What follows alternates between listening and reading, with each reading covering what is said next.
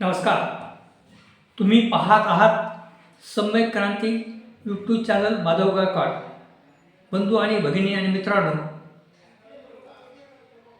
प्रबोधनकार ठाकरे यांच्या संकल्पनेतून आणि शिवसेना प्रमुख म्हणजे बाळासाहेब ठाकरे यांच्या नेतृत्वाखाली स्थापन झालेली शिवसेना आणि या शिवसेनेच्या स्थापनेच्या नंतर मुंबई असेल, ठाणे आणि पुणे आणि त्यानंतर त्यावेळेचा औरंगाबाद, आताचा संभाजीनगर या शहरांमध्ये शिवसेना पोहोचली आणि पाहता पाहता शिवसेना कोकणासहित संपूर्ण महाराष्ट्रामध्ये शिवसेनेने आपला झंझावात निर्माण केला आणि मराठी माणसांच्या न्याय हक्कासाठी लढणारी ज्वलंत संघटना म्हणजे शिवसेना आणि या शिवसेनेचं उगमस्थान झालं आहे मुंबईमध्ये.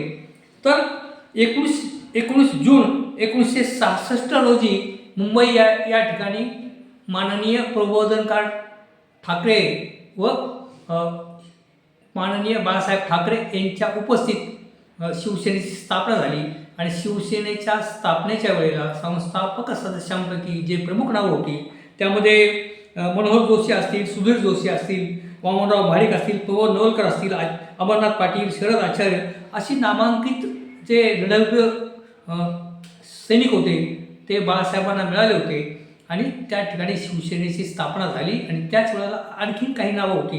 किती नावं अशी आहेत की हेमंत गुप्ते, बंडू सिंगरे अशा पद्धतीचे काही मंडळी या शिवसेनेच्या स्थापनेवेळी बाळासाहेबांच्या बरोबर हजर होती. दत्ता प्रधान अशी जी मंडळी होती ती शिवसेनेच्या संस्थापक सदस्यांपैकी एक होती. तर अशा पद्धतीने संपूर्ण महाराष्ट्रामध्ये शिवसेनेने बाळासाहेब ठाकरे यांच्या नेतृत्वाखाली जो शिवसेनेने झंझावात निर्माण केला आणि महाराष्ट्रातल्या जनतेच्या भूमिपुत्रांच्या प्रश्नावर आणि महाराष्ट्रातील मराठी माणसांच्या न्याय हक्कासाठी त्यांच्या नोकरीच्या संदर्भामध्ये जी आंदोलनं केली आणि जो इतिहास घडवला तो सर्वांना माहीत आहे. आणि म्हणून तर या शिवसेनेचा झंझावात सुरू होत असतानाच या शिवसेनेने अनेक वादळं पचवलेली आहेत. प्रत्यक्ष माननीय बाळासाहेब ठाकरे यांच्या हयातीमध्ये शिवसेनेने अनेक वादळं झेललेली आहेत आणि आतापर्यंत वादळं झेलत शिवसेना आज उभी आहे. माननीय उद्धव ठाकरे यांच्या रूपाने शिवसेना आजही महाराष्ट्रामध्ये उभी आहे हे आपल्याला या व्हिडिओच्या माध्यमातून मी सांगत आहे. तर आजचा माझा विषय आहे की शिवसेनेमध्ये आलेली वादळं, शिवसेनेमध्ये झालेली बंडखोरी या संदर्भामध्ये या व्हिडिओच्या माध्यमातून मी आपल्याशी बोलत आहे. तर कृपया आपण हा व्हिडिओ शेवटपर्यंत पहा.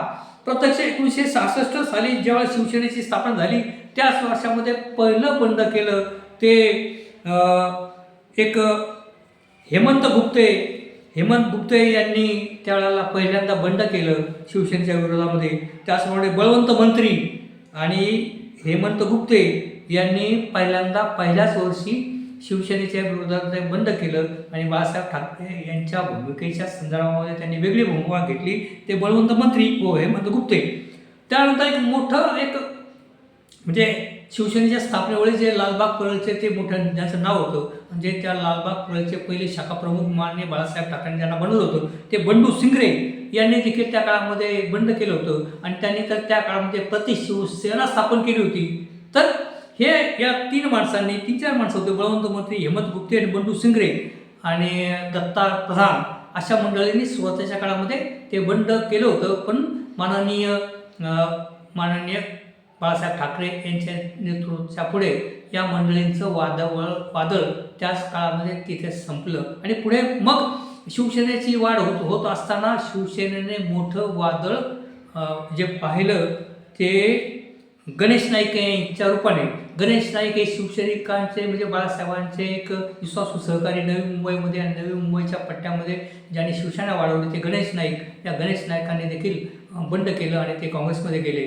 त्या गणेश नाईकांच्या नंतर सगळ्यात मोठा जो बंड केलं ते शिवसेनेचे अत्यंत कठ्ठर असे योद्धे आणि शिवसेनेचा वाघ किंवा ज्यांनी अनेक आंदोलनामध्ये ज्यांनी भाग घेतला आणि त्यांनी कर्तृत्व सिद्ध केलं किंवा बेळगाव कारावार सीमा प्रश्न असेल किंवा अनेक प्रश्नावर ज्यांनी अत्यंत आक्रमक भूमिका घेतली ते छगन भुजबळ त्या छगन भुजबळांच्या निमित्ताने महाराष्ट्रामध्ये शिवसेना पोहोचली. त्या छगन भुजबळांनी काही 15-16 आमदारांना घेऊन त्यावेळेला बंड केलं आणि त्यावेळेला ते काँग्रेसमध्ये गेले. तर छगन भुजबळाच्या रूपाने त्या ठिकाणी मोठं बंड त्यावेळेला झालेलं आहे आणि ते देखील शिवसेनेने झेललेलं आहे. आणि नंतर मग फार मोठं बंड केलं ते नारायण राणे शिवसेनेचा एक प्रमुख ते असणारे जे प्रमुख योद्धे होते किंवा जे बाळासाहेब ठाकरेंचे विश्वासू होते नारायण राणे यांनी देखील बंड केलं आणि ते देखील काँग्रेसमध्ये गेले काही आमदारांना घेऊन. तर अशा पद्धतीने शिवसेनेने नारायण राणे यांचं बंड देखील पाहिलेलं आहे. तर आणि परंतु पुढच्या काळामध्ये सगळ्यात मोठं जे बंड झालं ते राज ठाकरे यांचं. ते अत्यंत दुःखदायक होतं ठाकरे कुटुंबियासाठी. कारण ठाकरे कुटुंबियामध्येच म्हणजे माननीय शिवसेना प्रमुख बाळासाहेब ठाकरे यांचे अत्यंत लाडके राजसाहेब हे शिवसेना सोडून वेगळे होतात. ते वेगळा पक्ष काढतात आणि प्रत्यक्ष बाळासाहेबांच्या उतरत्या वयामध्ये राज ठाकरेंनी मतभेद झाल्यामुळे त्यांनी स्वतःचा पक्ष निर्माण केला आणि एक मोठं बंड शिवसेनेने पाहिलं आणि त्या बंडाला सामोरे गेली शिवसेना प्रत्यक्ष बाळासाहेब ठाकरे यांच्या कुटुंबातील व्यक्तीमुळे. ते म्हणजे राजसाहेब ठाकरे यांचं बंड. आणि त्या राजसाहेब ठाकरेच्या बंडाच्या नंतर सगळ्यात मोठं जर बंड कोणी केलं असेल ते एकनाथ शिंदे साहेबांनी. कारण एकनाथ शिंदे साहेबांनी 50 आमदारांना घेऊन ते एकनाथ शिंदे शिवसेनेचे 50 आमदार घेऊन भारतीय जनता पार्टीच्या मदतीने सुरत मागे गुवाहाटीपर्यंत ते गेले आणि त्या ठिकाणी शिवसेना दुमंगली असं म्हटलं गेलं आणि सगळ्यात मोठं बंड केलं असेल. कारण जास्त 50 आमदार शिवसेनेचे आणि खासदार घेऊन असंख्य पदाधिकारी घेऊन त्यांनी जे बंड केलं त्या बंडाच्या पाठीमागे होती भारतीय जनता पार्टी. आणि भारतीय जनता पार्टीच्या महाशक्तीच्या पाठिंब्याने एकनाथ शिंदे साहेबांनी मोठं बंड केलं. हे बंड बाकी फार मोठं शिवसेनेमध्ये झालेलं आहे हे आपल्याला मान्य करावं लागेल. परंतु या प्रचंड बंडामध्ये देखील या बंडाला शमवण्याचं काम देखील माननीय उद्धव ठाकरे साहेबांनी पुढच्या काळामध्ये केलेलं आहे. हा देखील इतिहास आपल्याला सांगतो. तर अशा पद्धतीने शिवसेनेने अनेक बंड पाहिलेले आहेत. परंतु एकनाथ शिंदे यांच्या रूपानं शिवसेनेने मोठं बंड झेललं आहे.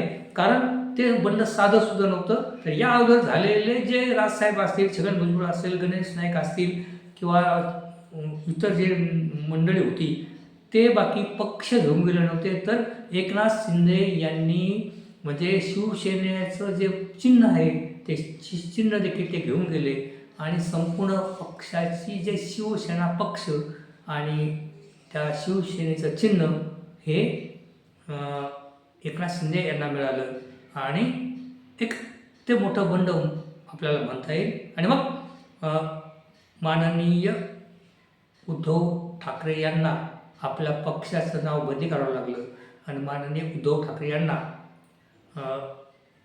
उद्धव बाळासाहेब ठाकरे शिवसेना हे नाव घेऊन मशाल चिन्ह घेऊन त्यांना पुढील काळामध्ये पुढील निवडणुकींना सामोरं जावं लागलं. तर या ठिकाणी जे निष्ठावंत शिवसैनिक होते ते उद्धव साहेबांच्या पाठीमागे खंबीरपणे उभे राहिले. त्यांनी उद्धव साहेबांना हिंमत दिली आणि उद्धव साहेबांनी आदित्य ठाकरे यांनी हिंमत धरून निष्ठावंत शिवसैनिकांच्या सहाय्याने आणि मशाल चिन्ह घेऊन ते निवडणुकीला सामोरे गेले.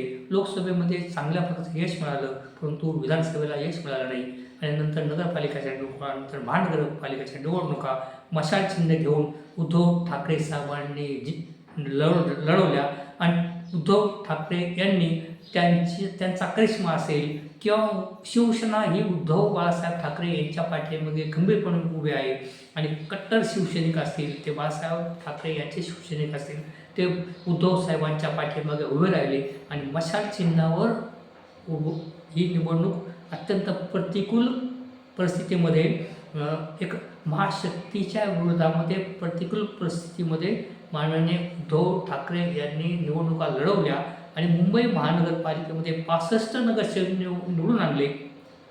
आणि उद्धव ठाकरे यांनी सिद्ध केलं की शिवसैनिक अजूनही हे उद्धव ठाकरे यांच्याच पाठीमागे उभे आहेत आणि 65 नगरसेवक त्यांनी मुंबई महानगरपालिकेमध्ये निवडून आणले. आणि अशा पद्धतीने अनेक वादळं झेलत झेलत शिवसेना आज उभी आहे माननीय उद्धव ठाकरे यांच्या रूपाने. तर अशा पद्धतीचे मी व्हिडिओ घेऊन आपल्या समोर असतो. तर या शिवसेनेनी जे वादळं झेललेले आहेत आतापर्यंत आणि शिवसेना खंबीरपणे उभी राहिली आहे ती म्हणजे उद्धव बाळासाहेब ठाकरे शिवसेना या रूपाने.